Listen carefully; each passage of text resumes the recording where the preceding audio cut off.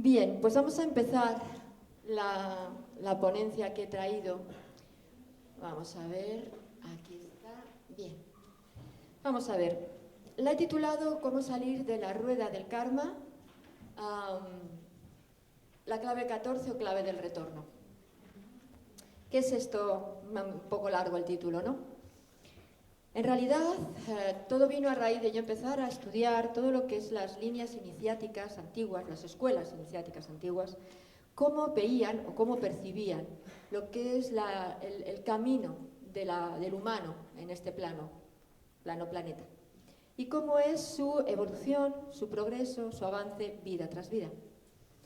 Ya sabemos que hay tendencias o creencias que siguen, que aceptan la reencarnación como una realidad, otras no. Pero es que hasta en la Biblia hay pasajes que podrían interpretarse de esta forma, y de hecho los antiguos cristianos creían en la reencarnación. Fue a partir de un concilio del año 530 y algo, creo recordar, donde se apartó la posibilidad de que eso existiera, y cogió más fuerza lo de que hay que esperar hasta el final. Y bueno, pues como en el vídeo de Thriller, ¿no?, de Michael Jackson, saldremos todos de las tumbas y entonces seremos juzgados, y allá donde vayamos cada uno. Con esto, como digo, empecé a hilar un poco todo esto, ¿no? Y estudiar qué realmente es esto del karma, qué pasa con el karma. Porque claro, si nosotros entendemos que estamos aquí para evolucionar, uno puede evolucionar de varias maneras. De dos, básicamente. Una, como ley natural, todos evolucionamos, pero todo evoluciona. El planeta evoluciona, los minerales, los vegetales, los animales, nosotros. Es una ley natural, la evolución. ¿Qué diferenciaría al humano? ¿Qué es lo que nosotros tenemos distinto y que sale de esa norma? Que además no solamente es de nuestro planeta, es de todos los lugares. Todo evoluciona, el universo, todo. Pues algo muy claro, y es que nosotros tenemos la posibilidad de ser conscientes de este hecho y, por tanto, trabajar mediante esta consciencia. Si uno se deja llevar por las circunstancias de la vida, asume lo que le viene, de bueno, de malo, de medio, lo asume todo, pues entonces es como un dejarse fluir sin más. Las cosas llegan cuando tienen que llegar y hay que aceptarlas tal cual vienen. Esto yo, cuando también empecé a escuchar esto, que es muy línea New Age, había una parte que me chirriaba mucho, porque entonces, ¿para qué voy a pelear por lo que quiero en mi vida? Me quedo en mi casa, ya llegará. O voy tranquila por la calle, me voy a mi trabajo, no busco mucho. Cuando algo se me tuerce, pues lo dejo estar, no será el momento. Pero ahí se pierden muchas oportunidades. Eso es una manera muy fácil de conseguir manipular o manejar a la gente, para que sea una influencia ajena a la propia individualidad, la propia consciencia, lo que nos vaya llevando. Pero, ¿y si decimos que no, qué pasaría? Yo soy muy de decir que no. Mi madre me decía que era la niña del no, porque a todo decía no. ¿Y por qué? Así me compró la enciclopedia del porqué de las cosas para que la dejara de dar la tabarra. Claro, a todo era un porqué, que me daba una respuesta y le preguntaba otro porqué y otro porqué, y le ponía en la cabeza como un bombo. Y un día me vino emocionada con un regalazo, la enciclopedia esta, y me siento fatal, porque claro, ya cada vez que le preguntaba algo me mandaba los libros. Claro, volvemos a lo mismo. Eso está aquí, pero cuando el alma va al otro lado es lo mismo. Tenemos que asumir que nos dictan una pauta y que la tenemos que seguir y obedecer. Luego venimos aquí y nos dicen, es que eso es la ley del karma y hay que seguirla. Porque si tú has hecho esto, por la ley de causa y efecto, te viene algo igual. Y ahí sigue indagando. ¿Es lo mismo karma que ley de causa y efecto? ¿Pensáis que es lo mismo? ¿Quién piensa que no es lo mismo? Porque que sí, me imagino que la mayoría. ¿Tú piensas que no es lo mismo? ¿Tú también que no es lo mismo? Yo creo que no es lo mismo también. ¿Por qué? Tal y como nos han dicho lo que es karma, no es lo mismo que causa y efecto. Nos han explicado el karma como la ley del talión, ojo por ojo, diente por diente. Y eso no es la ley de causa y efecto. La ley de causa y efecto dice que ante una acción hay una reacción. Bien, Pero en ningún momento dice que esa reacción tenga que ser de la misma índole y generando el mismo tipo de influencias, reacciones, actos, es decir, que sea idéntico. La energía puede venir y nosotros poder manejarla de manera que aprendamos sin que por ello tengamos que o sufrir o rebelarnos o, no sé, que el efecto que haga interno no sea realmente enriquecedor y positivo. Yo pregunto, me voy a un caso extremo. Por ejemplo, a una persona, voy a decir lo matan, pero ahí no tiene que pensar, una violación. Me da igual que sea hombre o mujer, porque sí, es cierto que hay más mujeres, pero también hay hombres y niños y niñas. Una persona que la violan, y yo no digo violarla sexualmente, que la violan como humano, como persona, lógicamente genera una serie de emociones internas de una rabia, dolor, resentimiento, etcétera, etcétera. Y eso no siempre se supera. Te vas al otro lado con esa misma emoción dañina, densa, dolorosa, revelada, te vas de muchas formas. Eso sería un aprendizaje. Con eso hemos conseguido aprender lo que se supone que en otra vida hemos hecho. O lo que realmente se ha conseguido es que sigamos dando vueltas en la misma rueda de rabia y dolor. Porque esa persona, cuando vaya a la siguiente vida por haber sido violada, probablemente va a hacer daño. Y sobre todo, como pilla a esas almas que le hicieron eso, va a ir a por ellos. ¿Qué aprendizaje es eso? ¿Con eso salimos de la rueda en algún momento, pensáis? ¿O seguimos enlazados y dale que dale? ¿La intención final entonces cuál es? ¿La evolución o la rebelión? La rebelión en plan mal, quiero decir, ¿vale? Porque si uno se revela al acto del karma, entonces es cuando uno pasaría de una evolución inconsciente a una evolución consciente, o lo que es lo mismo, iniciación. Y esto es lo que antiguamente se enseñaba en las escuelas. Allí se explicaba que en las escuelas iniciáticas, me da igual que fueran egipcias, que griegas, que se nos ha olvidado Grecia. Y Grecia, no la Grecia que más se conoce, sino mucho más allá, y ahora mismo se están descubriendo muchos vestigios de que ni la mitología era un mito, ni ahí empezaba todo, iba mucho más allá. Y como eso, pues otras tantas tradiciones, ¿no? Creencias, culturas, perdón. Ahí explicaban, como digo, que lo más importante es la persona, el humano. Y entonces es cuando daban ese salto, y lo he puesto ahí, karma o destino inconsciente, dharma o destino consciente. De aquí imagino que habéis oído también la palabra dharma, ¿no? Pero dharma se interpreta más como recompensa, quizás, es como lo interpretáis vosotros, y karma como cosas a pagar. Bien, pues en realidad karma no es más que acción, ese andar, como nosotros accionamos en nuestro día a día, el camino que seguimos. Pero es muy inconsciente. ¿Por qué? Porque asumimos que las cosas son así porque tienen que ser así, porque es lo que hemos venido a pagar. Y si yo ahora me pasa esto es porque en otro momento lo habré hecho muy mal.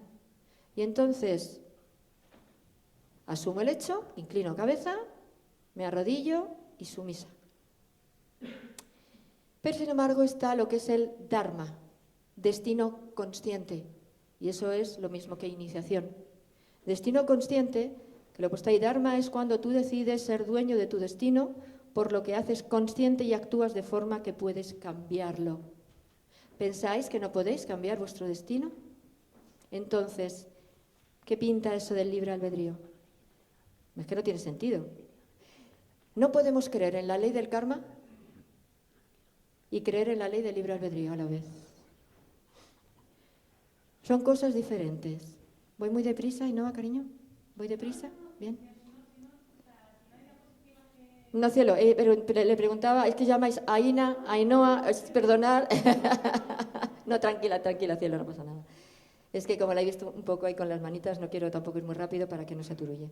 Entonces, lo que os decía, no podemos ir igual, o sea, seguir el mismo ritmo, ya me he liado, seguir la misma creencia, la misma pauta de creo en la ley del karma, creo en la ley del libre albedrío.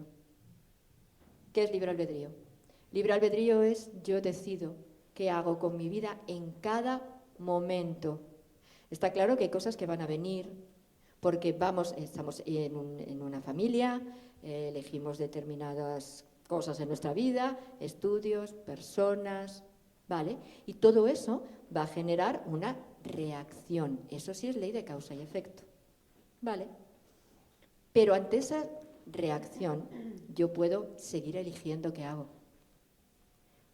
Y por ejemplo, yo a una persona le hago alguna faena.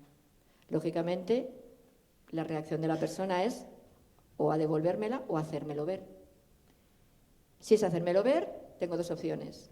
O asumo y digo, vale, perdóname, que no he querido, o que he querido, pero ya no quiero, quiero cambiarlo, o no lo he hecho adrede, ¿vale? Si no asumo, tengo dos opciones. Bueno, si no asumo, tengo simplemente la opción de ponerme mal, rebelarme, decirle cualquier cosa, cortar con esa persona y adiós. Y hay un plano intermedio. Asumo que lo he hecho mal, pero también no es controlar, pero de alguna manera sí, lo que se pueda luego producir entre esa persona y yo. Quiero decir, pongo un caso así, yo le doy un bofetón, me va a dar un bofetón, claro. Me puedo quedar con el bofetón, puedo coger el bofetón o puedo devolverle el bofetón otra vez y ya nos hemos liado. Pero aunque me devuelva el bofetón, yo puedo sencillamente, puedo coger la mano y decirle, entiendo que quieres darme un bofetón, perdona por el que te he dado, pero no es la manera. Sería otra forma. Esto lo estoy poniendo, a ver, os podéis suponer que es como muy superficial. Esto ahora vamos a trasladarlo vida tras vida. Yo le he hecho algo muy gordo a una persona. En la siguiente vida voy a tener que pagarlo. Pero, por ejemplo, volviendo al tema de la violación, en vez de ser violada en esta vida, puedo, por ejemplo, pues crear asociaciones o lugares de protección a personas que son violadas. ¿No consideráis que con eso también estoy de alguna manera sanando eso que he hecho? ¿O es que por narices tengo que ser violada? Pensad muy claro, eso es la ley del talión. Ojo por ojo, diente por diente. Ahí donde hay misericordia, ahí donde hay justicia basada en el amor, ahí es venganza. Quien a hierro mata, a hierro muere. Entonces, seamos coherentes. Y aquí solo pido esa coherencia. O una cosa o la otra. Si creemos en la ley del karma, creemos en la ley del talión, ojo por ojo, diente por diente, ahí no hay luz. Y ahí no hay justicia tampoco, ahí hay venganza. Me la haces, me la pagas. Esta sería la manera cruda de expresarlo, pero es que es lo que es. Pongámoslo las palabras más bonitas que queráis, pero es lo que es. Desde mi punto de vista, cuidado, ¿eh? Si lo hago con amor, si lo hago con misericordia, con realmente, pues no sé, lo que se supone que es luz, con el hecho de que yo libere a esa persona, pensamos, con el hecho de que yo libere a esa persona de lo que me ha hecho a mí, se rompe literalmente la rueda del karma, se rompe el ojo por ojo, diente por diente. Porque si yo libero esa energía, perdono, que en realidad es libero, y me libero del dolor, de la rabia, del resentimiento, de la venganza que tengo dentro de mí, ya no hay opción cuando vaya al otro lado. Esos supuestos señores del karma, ese supuesto tribunal que nos han contado en metafísica, porque viene de la línea metafísica, cuidado, eso no existe en tradiciones anteriores, línea metafísica y religiones. Ese supuesto, cuando vamos al otro lado y me dicen, bueno, pero es que a ti te han violado, y tú dices, bueno, ya, pero yo le he perdonado y es que yo no quiero que esa persona lo pase mal. Yo entiendo lo que ha hecho. Ha habido un acuerdo, ha habido un perdón mutuo, le he liberado, me ha liberado, ¿por qué tiene que pagar? Si esa energía ya la hemos sanado. No, tiene que pagar. ¿Eso ya es causa y efecto o eso es ley del talión? Ley del talión, ¿no? Si esos señores del karma realmente son seres de luz y no son manipuladores de nuestra conciencia, si yo voy diciéndole, oye, que ya está, que está todo solventado y que está todo bien, ¿por qué narices tienen que meterse en algo que tampoco les incumbe? Porque es un tema de almas entre nosotros. Entonces, ¿qué pasa? Que si les incumbe es que a ese otro lado hay personas, bueno, seres, conciencias, no sé cómo llamarles, que son los que son dueños de nuestro camino. O sea, estamos aquí y estamos controlados por, primero la familia, luego el trabajo, los jefes, en algunos casos hasta las parejas, en otros casos los amigos, en otros casos yo qué sé qué. Vamos al otro lado y seguimos con la misma vaina. Seguimos igual. Nos siguen diciendo tú por ahí y tú por ahí. Y ahora tienes que bajar ahí.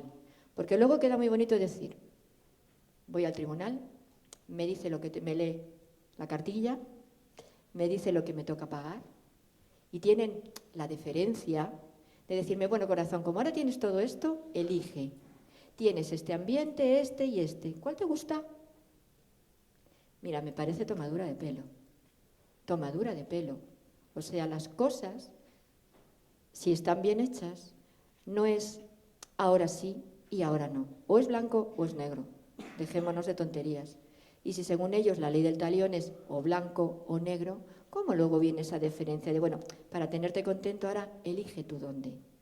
Pero si me las van a dar igual de mal. Claro, luego llegamos aquí y que vengan familias maravillosas, felicidades por quien tengáis familias maravillosas, pero quien no, es que somos masocas.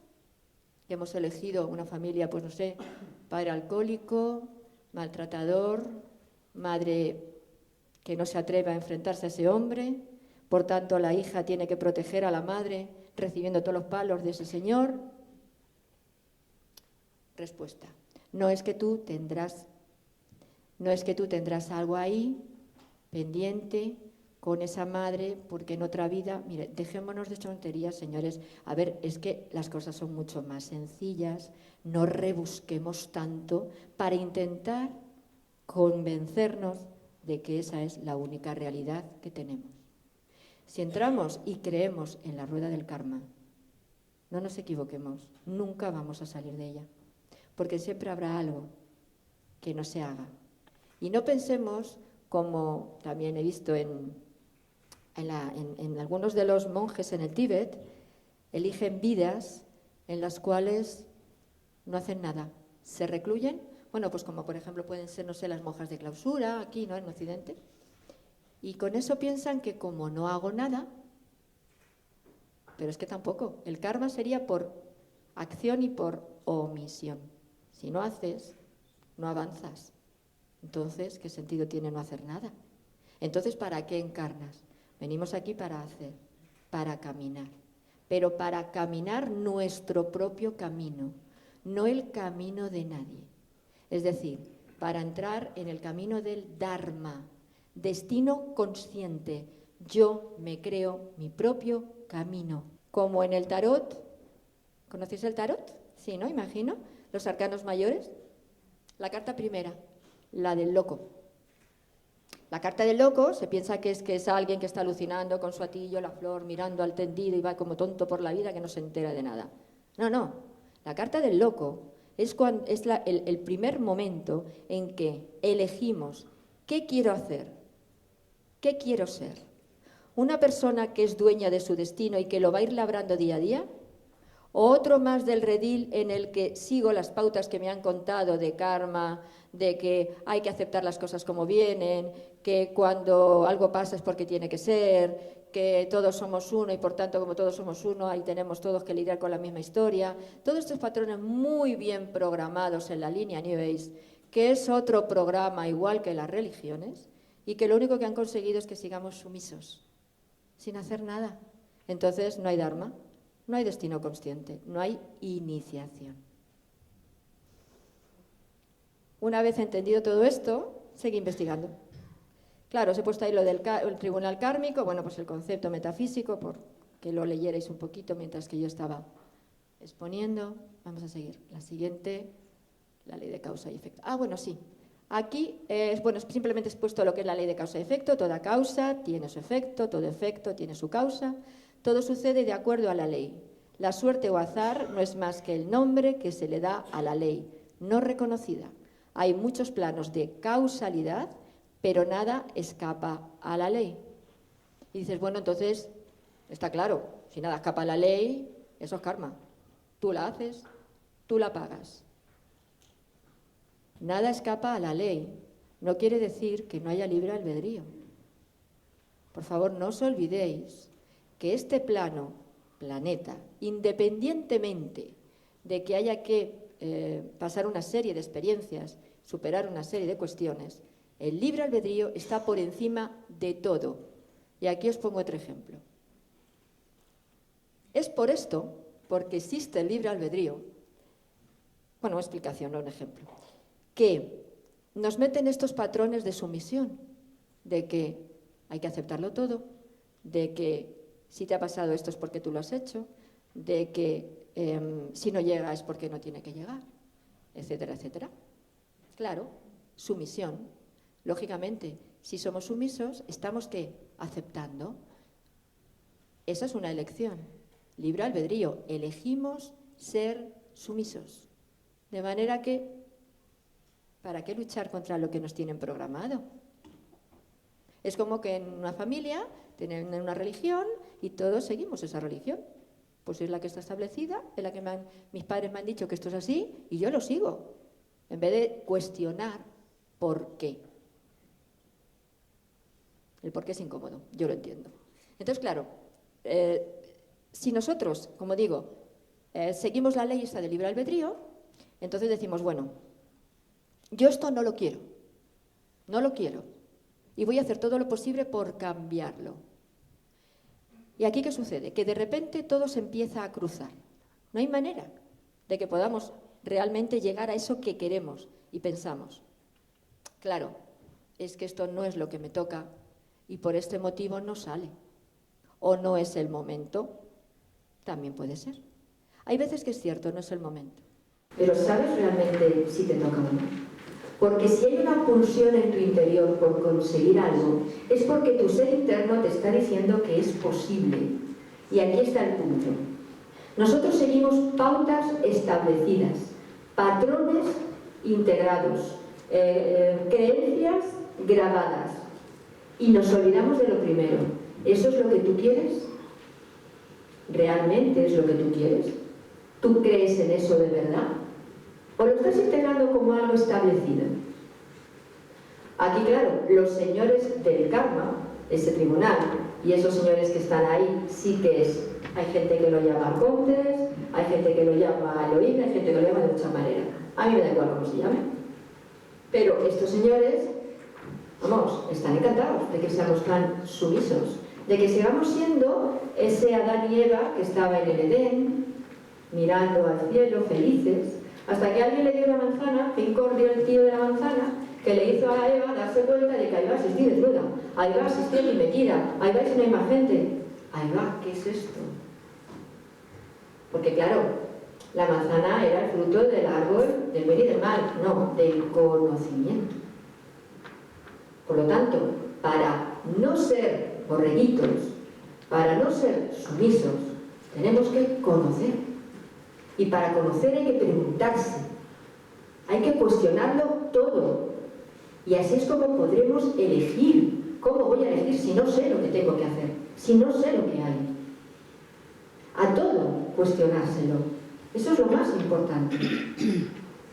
Entonces aquí, pues eso, seguí con la ley del causa y efecto, sabéis que está en el Kybalión. Y bueno, pues yo fui estudiándome el Kybalión. Pero llegó un momento en que había un principio que a mí no me cuadraba. El todo en principio es mente. El primero, mente. Mente. Mente. ¿Qué es eso de que el primer principio es mente? Mente, psique, pensamiento, porque mente no es conciencia, cuidado, ¿eh? No es conciencia. Mente va ligado a un plano muy eso, mental. Bajo. Tercera cuerda. No puede ser algo primario. La conciencia sí. Pero la conciencia no va ligada al plano mental. Va ligada a algo que está mucho más profundo, al verdadero ser. Aquí en nosotros digamos corazón, por ejemplo, ¿vale? Alma, luz. Y eso no es mente. El principio era ese, esa pulsión, eso que empieza de no se sabe dónde, de lo más profundo, de la esencia primaria de todos nosotros, de esa luz primaria. Eso, ese es el primer principio, no mente. Entonces, ¿qué pasaba con el Kybalión? Algo fallaba. Me puse a investigar y descubrí este libro. Aquí lo podéis encontrar, Yo lo pedí a la Casa del Libro y me lo trajeron. La espada de la vida. La espada de la vida está hecho por uno de los escritores, es Alfonso Araujo. La editorial es que no se ve bien ni no la veo. Ay, bueno, si meteros en internet con que podáis la espada de la vida lo encontráis. Y ahí es un estudio de dónde salió estos principios. Es curioso que si nos leemos el libro de la guerra, los libros de los principios, el principio de la guerra, de Oriente, China, Japón, son estos principios, los mismos. Los mismos, ¿eh? La ley de causa-efecto, la ley del ritmo, la ley de vibración, la ley de género, los mismos. Investigando un poco más. El libro del Kybalión son los 3 iniciados. ¿Quiénes son esos señores? También lo podéis investigar en internet. Y eran 3, hay varias creencias, pero en principio lo relacionan mucho con la línea teosófica.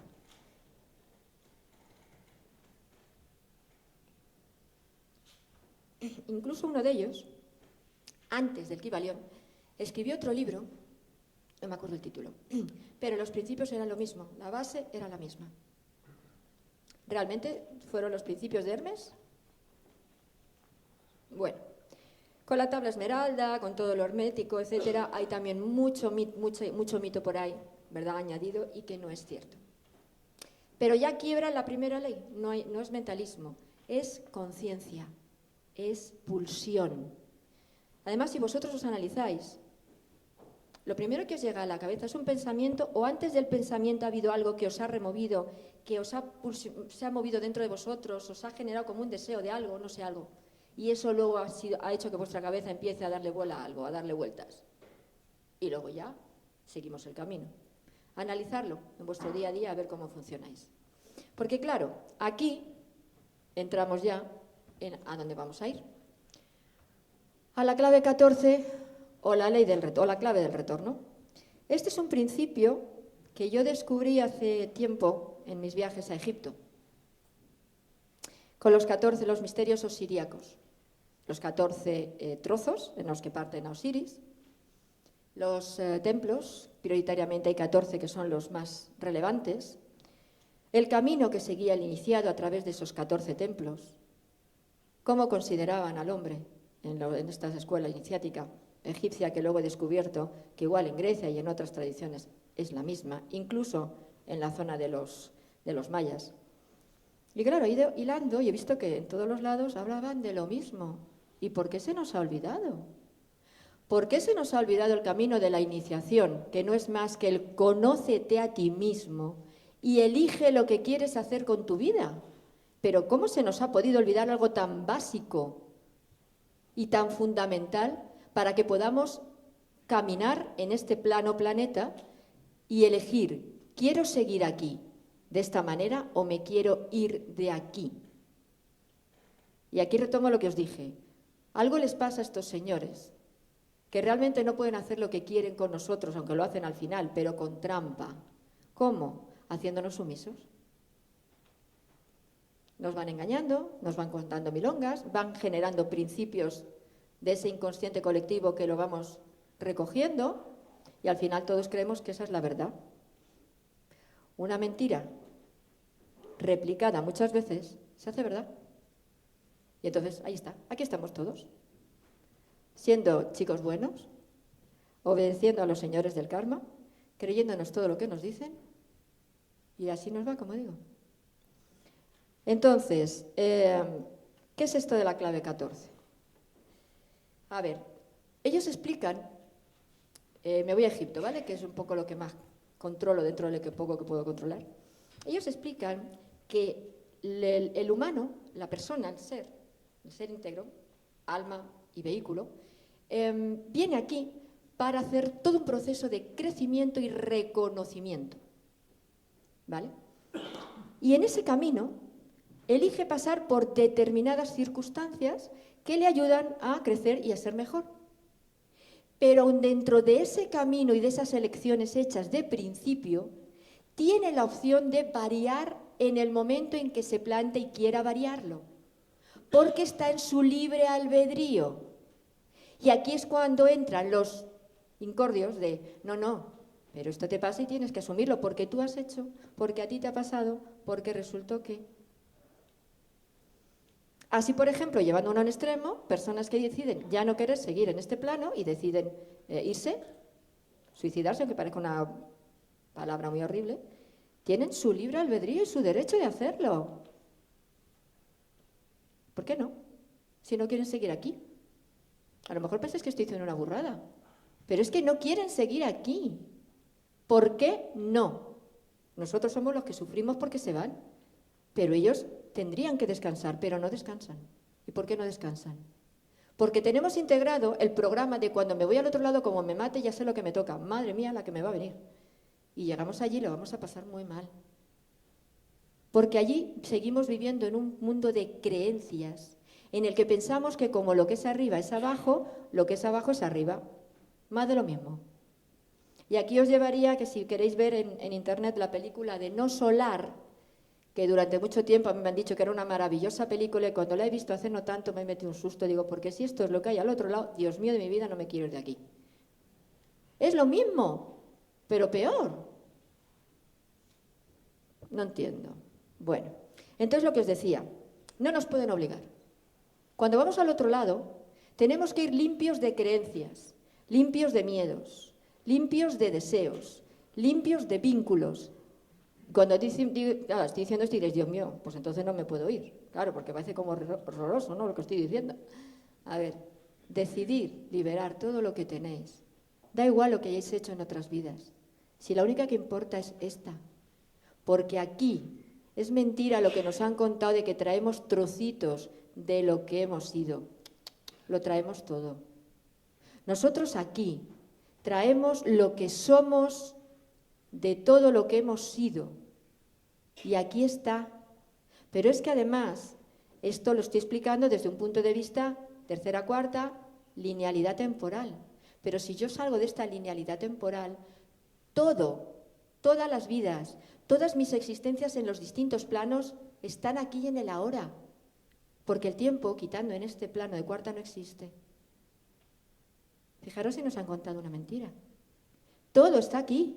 Yo con lo que ahora soy, con lo que ahora quiero trabajar, o puedo trabajar, o me propongo trabajar, no me hace falta más. No me hace falta que luego vaya al otro lado y me venga el señor de la vara, como era, ¿cómo se llama? El José Mota, ¿no? El señor de la vara, me venga, zarzas, oye, que tú por allí no, plas. Me voy. No, señor, no me da la gana, no me voy, le cojo la vara y le doy con ella en la cabeza. ¿Por qué tengo que estar? ¿Vale? Pongo un puntito de humor porque estaba siendo muy serio el tema. Bueno, entonces, eso que veis ahí, aunque parece un poco tétrico, ¿vale? Esta figurita es el caduceo, ¿vale? El caduceo, que es el símbolo de Hermes. El caduceo en realidad lo que representa es al hombre pleno, al hombre que decide coger su dharma y seguir su camino voluntariamente con las experiencias que desee. Este dibujo nos muestra, por un lado, no sé si puedo, ¿no hay ratoncito? No, bueno, por un lado, veis, el hombre sería como el canal central, que en la línea hindú budista llaman Sushumna, canal central por donde va la Kundalini, la energía. Este canal central es donde vamos aunando toda la energía. Y a los lados, como podéis ver, hay dos canales más. Esos dos canales son lo que es la energía femenina y masculina, o las dos fuentes de energía primaria, que de dónde salen del principio de la columna y van elevándose. Son como dos serpientes, la blanca y la roja. Y aquí hay cuidado también con el concepto de serpiente, por favor. Serpiente es un símbolo ancestral que no tiene nada que ver con nada malo. No tiene que ver con demonio, tentación. Eso es un concepto religioso y malas interpretaciones de culturas que no se conocen. La serpiente es el conocimiento. La serpiente es el símbolo de nuestra Kundalini, que va ascendiendo por ese Sushumna, serpenteando como el fuego vital hasta que aflora nuestra psique. Y entonces se establece la conexión, ¿vale?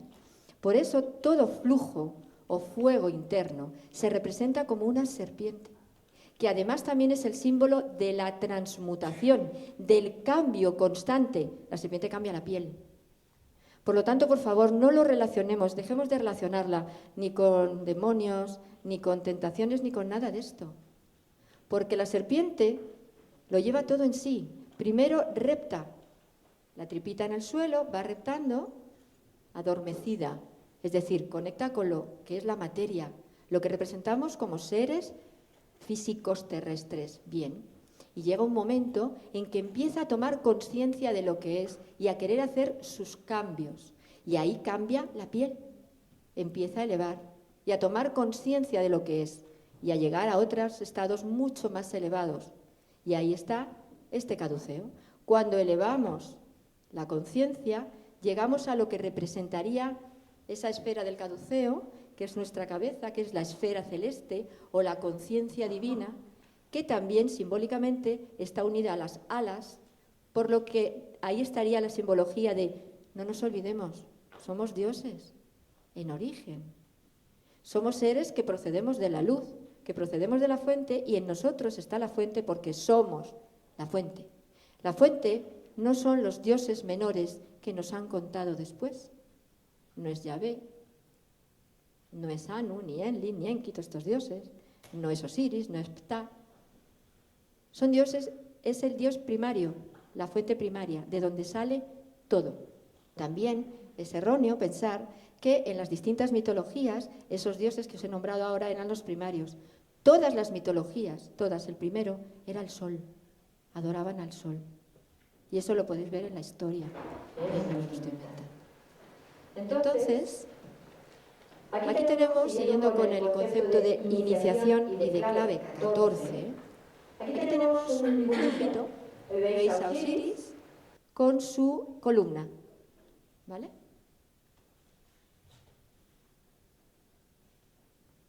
Este símbolo, que es el pilar, el yet, representaría nuestra columna vertebral.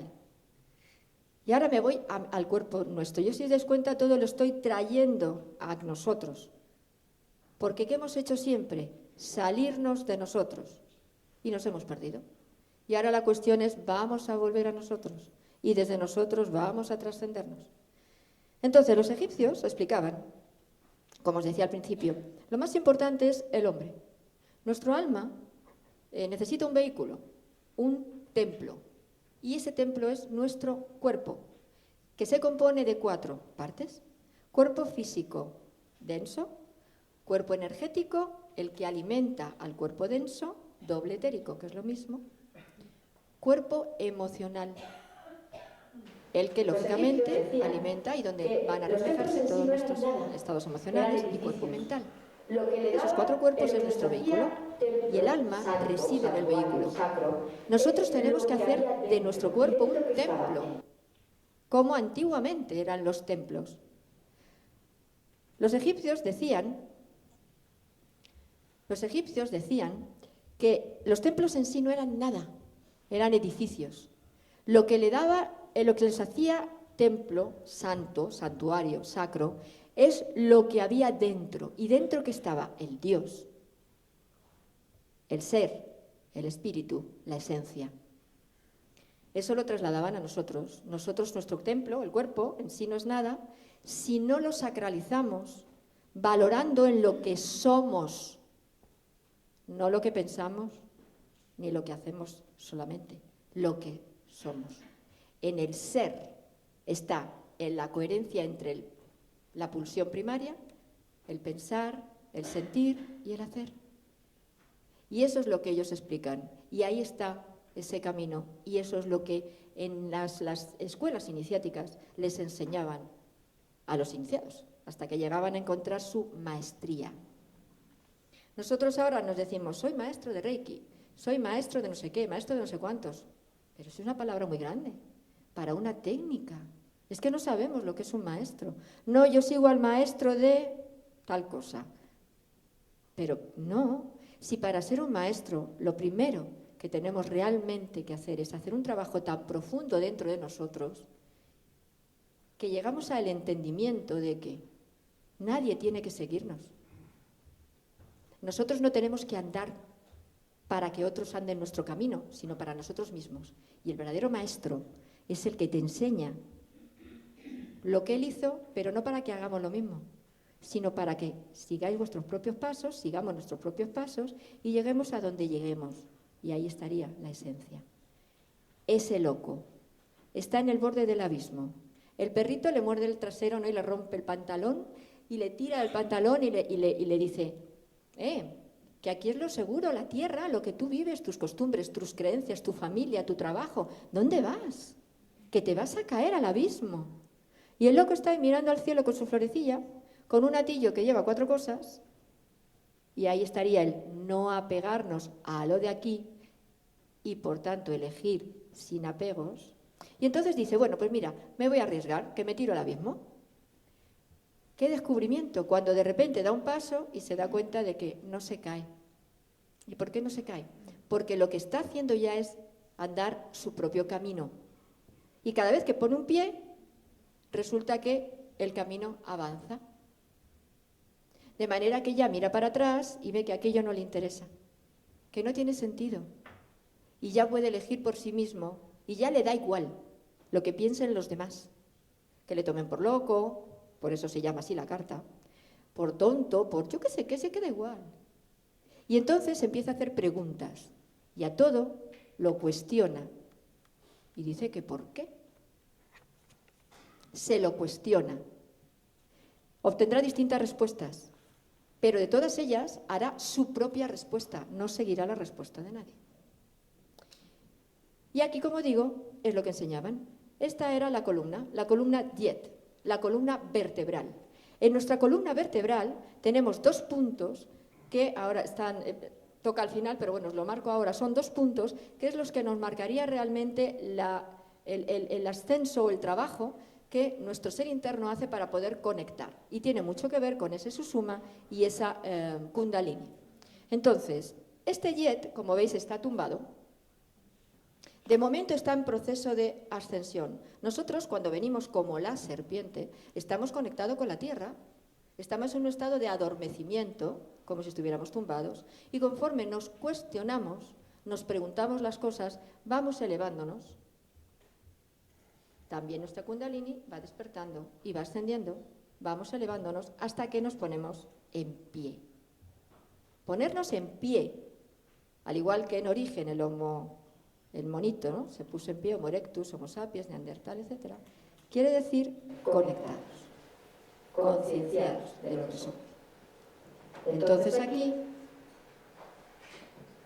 esta representación que me gustó mucho, que es un Ankh con el diet dentro, y en el centro veis como un bastoncito, ¿lo podéis ver? ¿Un bastón? Este es el bastón de Set. En las antiguas escuelas iniciáticas no existía el concepto de bien y mal como lo tenemos ahora, ni de demonio y ángel. De hecho, no existe el demonio ni existen los ángeles. Ángel y demonio quiere decir mensajero. Ya está. El concepto religioso y de otras líneas posteriores, modernas, de creencia, ahí nos ponen el bueno, el malo, el demonio, el ángel, el tal y el cual. Pero esa dualidad, antiguamente, se consideraba algo integrado y natural en el humano. Set está representado por el bastón. Diet, la columna o el pilar de Osiris, es el palo central. Y luego veis la cruz y la especie de asita, ¿no? El Ankh, que también malamente se le llama llave de la vida eterna. Ankh quiere decir vida y punto. Lo de llave de la vida eterna viene de los ingleses cuando fueron allí. Llave, pues porque parece que lo cogemos como una llave. Y la llave de la vida eterna, eso, y eternidad, porque bueno, pues es por los símbolos que veían en los distintos lugares, ¿no? Las imágenes. Pero en realidad, ¿qué representa el Ankh? Si es la vida, representa en realidad a nosotros, al hombre.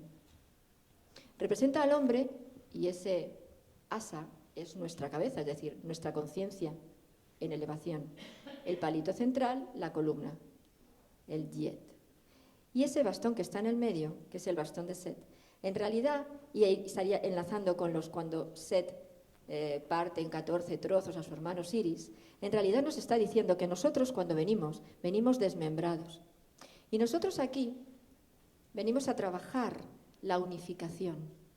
¿Por qué? Porque llevamos mucho tiempo desmemoriados, por lo tanto desmembrados. Pero tenemos la opción de volver a unificarnos. ¿Cómo? Recogiendo esos 14 trozos, reconociendo en nosotros esas 14 partes, que a nivel corpóreo los egipcios lo relacionaban con las 12 articulaciones, porque son los puntos de conexión, comunicación en los distintos niveles, tobillo, rodilla, ingle, axila, codo, muñeca. Vamos conectándonos 12 peldaños, 12 chakras, 12 hebras, 12 signos del zodíaco, 12, 12, más 2. En realidad son 14 signos o constelaciones las que están alrededor por donde gira el Sol. Son 12 articulaciones más 2 puntos de anclaje. Son 12 chakras más 2 estrellas. Todo es 12 más 2, 14. Y esta es la clave. Recuperar esta conciencia de lo que somos y retornar a nuestra esencia. ¿Y dónde estarían los 2 puntos de anclaje que ya nos dan el salto? Aquí os lo escribo. 12 articulaciones más 2 puntos. Conexiones. Tendríamos el punto de la flexión que estaría en la base de la columna vertebral, es decir, abajo del todo, en el coxis. Ahí es donde duerme la kundalini. Y cuando esas 12 puntos, esas 12 articulaciones a nivel corpóreo, esos 12 niveles de conciencia, los despertamos, los reconectamos y los unificamos en esa flexión, en ese punto bajo, entonces empieza nuestro proceso de reconocimiento, ascensión y despertar, hasta que eleva por el canal central, por la columna, y llega a la nuca, justamente al punto donde está el Atlas. Atlas es la primera vértebra. Ese Atlas, si lo viéramos en una foto, no me ha dado tiempo a sacarlo, perdonar, es muy parecido al Ankh, en la forma. Miradlo en internet y lo veréis. Bien, este Atlas es el punto de síntesis.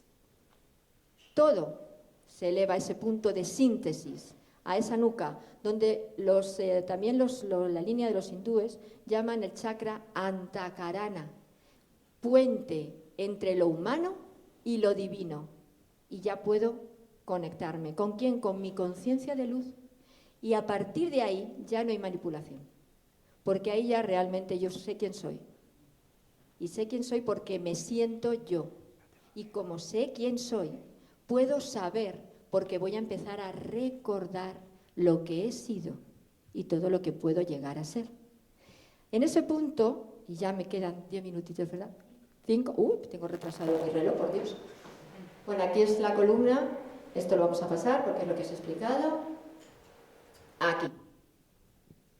En Egipto también tenían estas imágenes, que eran las estatuas en los faraones, les ponían detrás un Horus, un halcón, con las alitas abiertas. Esto se dice que es el acto de cópula, en el que este halcón está como copulando. En realidad la cópula se refería a la esencia, a ese néctar divino que entra a través de este punto y que entonces nos vuelve a traer todo lo que somos, todo ese principio, lo que en origen éramos, y que al llegar aquí y entrar en ese redil, que no es más que ese Edén o Edín, según los sumerios, nos hemos vuelto sumisos. Hemos aceptado que el karma es real, que hay que seguir la rueda, que hay que ir vida tras vida pasándolo mal, y que en este plano solamente se evoluciona a través del dolor y el sufrimiento, cosa que no pasa en otros lugares. Y aquí ya os dejo la pregunta. ¿Queréis seguir evolucionando en esta rueda de dolor y sufrimiento? ¿O queréis empezar a reconoceros, a trabajaros, a realmente reconectaros con los que en origen éramos, a valoraros, a pensar por vosotros mismos independientemente de lo que piensen de vosotros, de lo que crean de vosotros, de lo que sea, a ser? Se nos ha olvidado ser. porque hemos dado todo el poder al saber. Y solamente podremos saber si somos. Si no, solamente podremos conocer. Y entonces sí que, claro, esa ley del Kybalión, ese principios mente, pues la guía. Así que bueno, ya me quedaban más cositas, pero resumido, porque ya se me acabó el tiempo y bueno, pues muchísimas gracias por vuestra atención.